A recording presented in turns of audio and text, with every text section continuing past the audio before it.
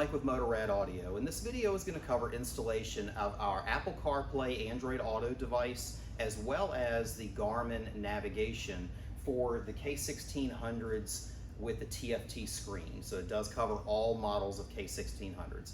Very straightforward installation. Will probably only take you about 10 to 15 minutes to perform it, and very minimal tools. You're literally removing 2 screws and everything else is plug and play from that point on.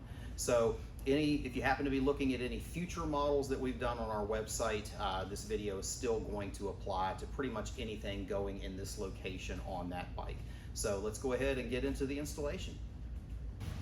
Okay, so just a quick overview of what comes in the kit. It's actually very, very simple. The unit will come pre-mounted on our mount for the K1600, and the T-harness will already be wired in line with it.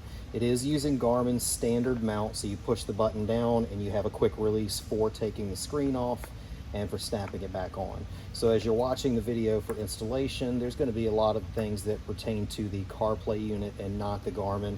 So when you're doing the installation of the screen or of the mount, you can take this off for putting this in place and putting your tape on each side.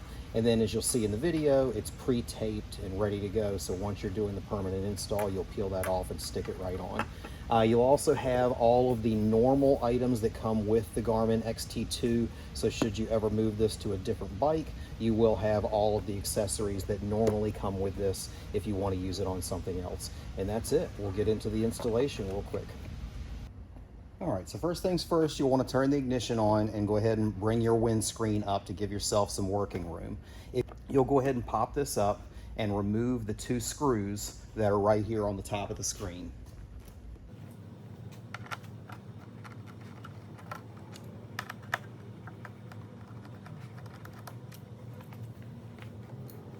So once you have those 2 screws out, you just pop at the screen out. You could either lay a blanket here and just leave the screen connected, or you could squeeze the tabs right here to unplug the main plug and simply pull the small plug out.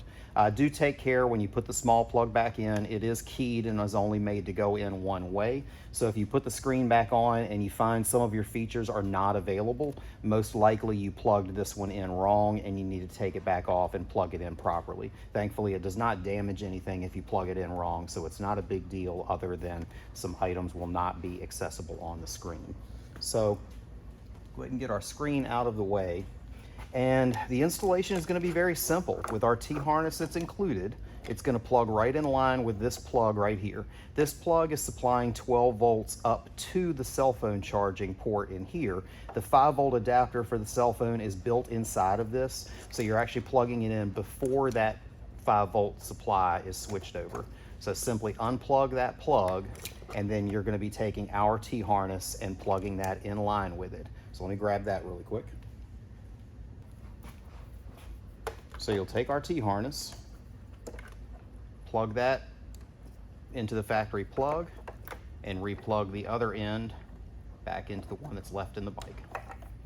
So now you have your power source for the unit. You'll simply bundle this cable up and wire tie it into a decent bundle that you're going to be putting into this cavity right here behind the screen, and then wire tying it to this harness and anything else you can, just to keep it from flopping around in there. You're going to need to leave enough length on this cable to be able to open and close this should you need to. So for right now, we'll leave everything as is and move to actually mounting the screen, and then we'll get all of our cables tied up after the screen is on there. Okay, so here we have our screen with our mount already on it, pre-taped and ready to apply. You'll want some masking tape or painter's tape or something along those lines for helping get this centered. So before taking your tape off, just place that over top of there. It should stay in place pretty well all on its own. Go ahead and get it centered, sit on the bike, get everything in the middle, and then once you have done that, take a couple pieces of tape and stick those on each side of it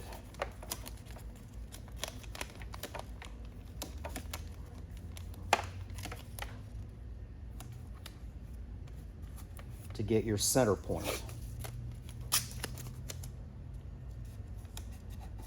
So once you have your tape on each side, you can then remove this. I did not center this perfectly. This installation is not going to be permanent. I'm also shooting one for our camera models, so just bear with me. This will be semi-temporary. But you'll want to peel your tape off and then push this back into position in between those tape pieces so you know you have it centered for your permanent installation.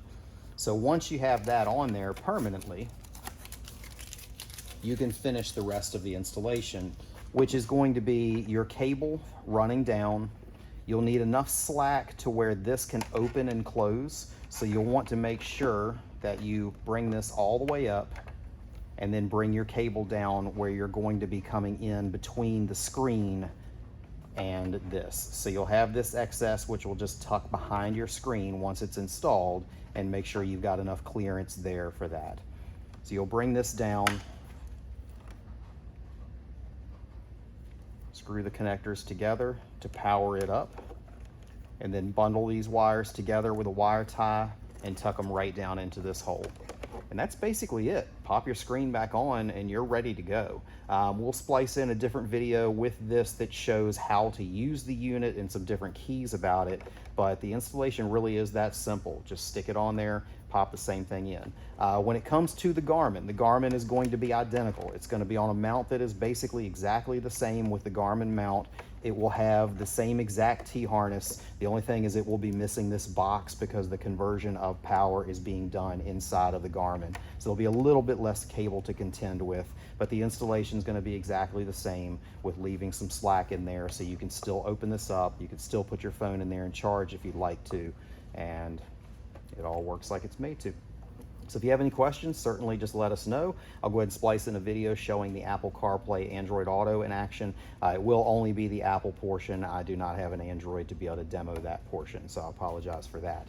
But naturally, if you have any questions, just reach out to us. Thanks.